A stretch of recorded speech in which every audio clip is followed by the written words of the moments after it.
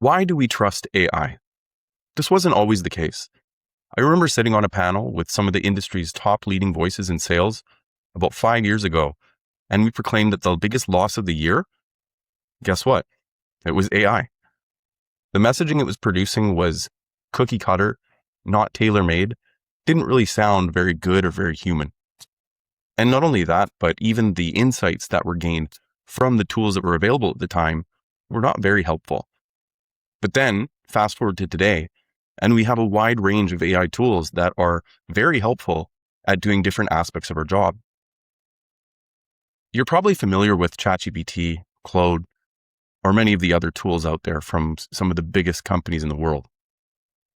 Those tools are designed to keep you engaged, keep you interested, and give you that warm and fuzzy feeling in your stomach that you're getting something good. Business owners I talk to every single day tell me about how they have saved themselves so much time, integrating their emails into ChatGPT and being able to read everything that has come from a specific person so that you know how to act, recording your calls and then tracking what is said, what is promised, and automatically have tasks written out for you. These are incredible tools and incredibly useful for anyone in a smaller team or really anyone trying to get the most out of the teams that they already have. It's no wonder people are trusting it. The challenge, and you'll hear this from a lot of different sources, is that as you start to get bigger in the stakes, as decisions become more important, more costly, and maybe even a higher risk, LLMs kind of reach their point. And they reach a limit where they start to hallucinate. You might remember a previous episode where we talked about a law case where a lawyer was actually gotten a lot of trouble for producing a case study with 6 cases that were hallucinated by the AI. In organizations like a law firm, a healthcare organization, a climate change specialist, these companies or these organizations can't afford to trust a tool that could make up and hallucinate 6 cases that don't really exist. This is something that is just not okay, not possible, and we need to do something different. This is where I felt this really deeply when I was running my first 6-7 months of SOS Signals. Now, for those who don't know, Signals is a tool that you can use to actually predict when a government agency is going to buy. So when they enter a procurement cycle, it evolved over the next year to going after other industries that are kind of government adjacent. And then we moved very closely into what we call high stakes industries. Now, while we were searching on behalf of our clients and searching for, potential bid opportunities, we discovered something incredible. Now, we had a rule because what we were doing with SOS Signals was just using AI to enhance what is already being done by a human. So it was AI generated, human verified, AI generated, human verified. We had very strict rules that every URL that is shared as part of evidence has to be personally validated by a human so that we know for sure what we're getting is true.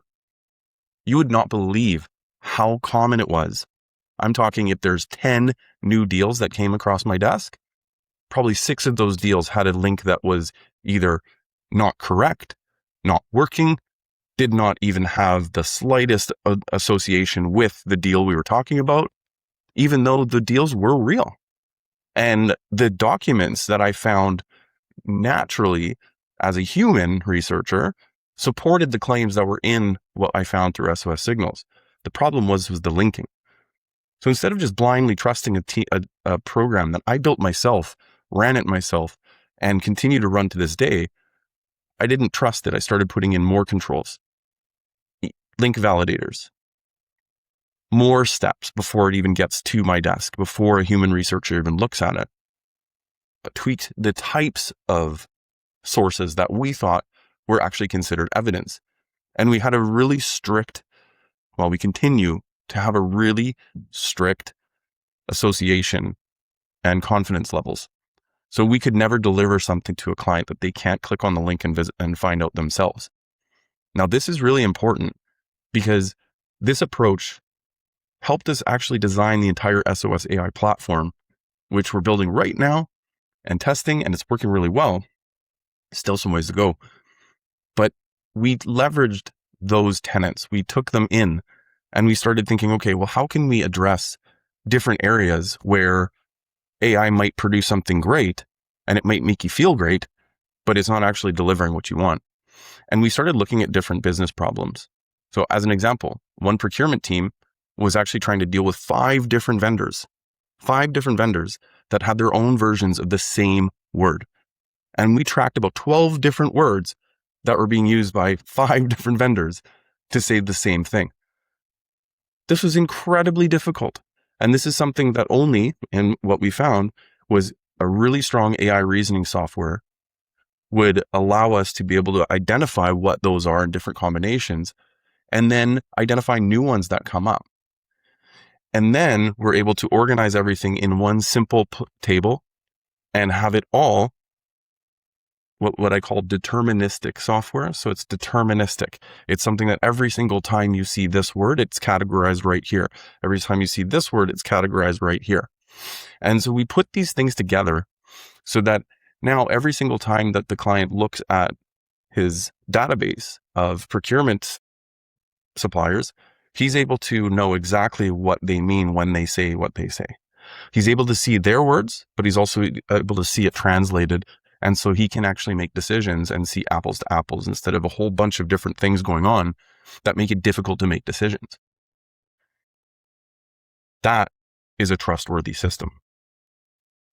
It works every single time, delivers the same results every single time. When I let the AI run, and I use some of the best models out there, I used Fable and the new Opus 5.0. I've used the new ChatGPT 5.6 Soul. And I've leveraged these tools to find results. As an example, there was a search program that I was doing over the weekend. I actually built this tool that allows you to find key contacts on any bid or news story or anything like that that's out. And what I found is that the software that we built to actually search the web to find these contact details didn't work really well. It was stopping after a couple tries because it just wasn't finding the right content. So what we did was we actually went through and I used the top model that I could in ChatGPT, had it find me 7 different combinations of key contacts that I would ask my sales team. I would ask an intern, hey, find me these 7 people. Some of them were named people.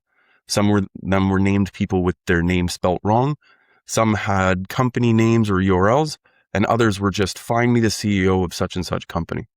I wanted to see what the AI would do in order to actually get the results.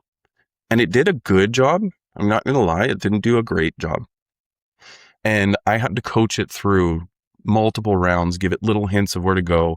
And what happened was, by the end of the day, we got 5 out of the 7 people. We got their known person, confirmed role at the company that we requested from. And we got valid email addresses for each of those 5. 2 of them, though, we couldn't find. Now, I have other tools, and I was able to find the other 2 through other ways. So I was able to actually augment what the AI was doing and give it little hints to get it in the right direction. And what happened? This was incredible. What happened was it actually learned exactly where it needs to look, where it's hiccuped along the way, and what types of roadblocks it comes across that keep it from actually delivering on what it needs to do. And then what we did, we actually created a new update spec for the key contacts program. And voila, all of a sudden now it's running every single time, no matter what you say to it in the chat or whatever, it's delivering the actual key contacts that we're looking for. Now, if I just blindly trusted AI, I would have got a hit rate of literally 2 out of those 7. Not a very good program, not something we can rely upon and build workflows around, right? But now, what do we have?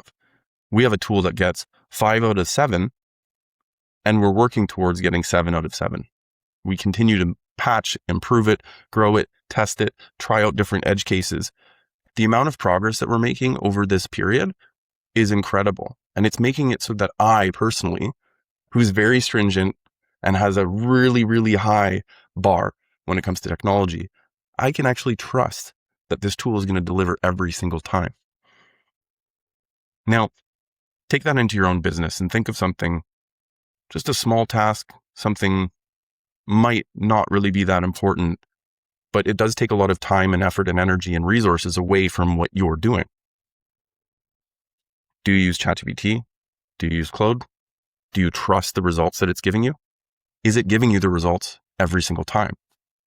If not, you might need to do a little bit more work to put in these types of controls that I'm talking about so that you too can trust AI.